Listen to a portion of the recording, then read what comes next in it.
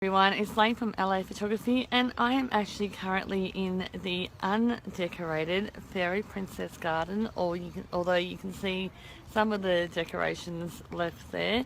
When it's not in use, I do take everything down.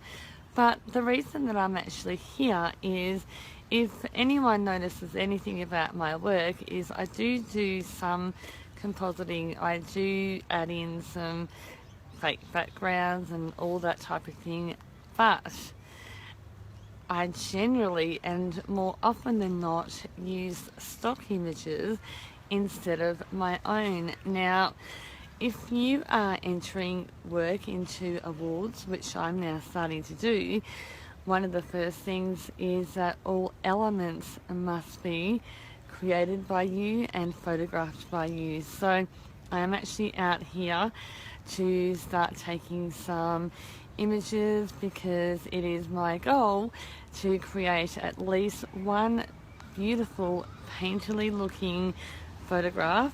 And there's several ways I could have done that. I could have actually just pulled out some paint and used all that, but I really want to use the original background of the images, and I am working on a couple of images from Fairy Princess shoots. So I'm coming here to the garden where I'll be taking photos of some of these elements and really either blurring them or making them look like they're an oil paint so that I can add them in my painting. Now, whilst I'm actually doing work for textures, and speaking of creating my own stock images and textures, one of the things that I am working on in Europe is exactly that, creating stock images and textures of my own so that I can actually resell it later on.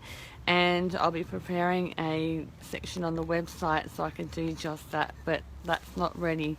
The lens of my choice when I'm actually shooting for creating textures is in fact currently my Sigma Art 1.4 lens.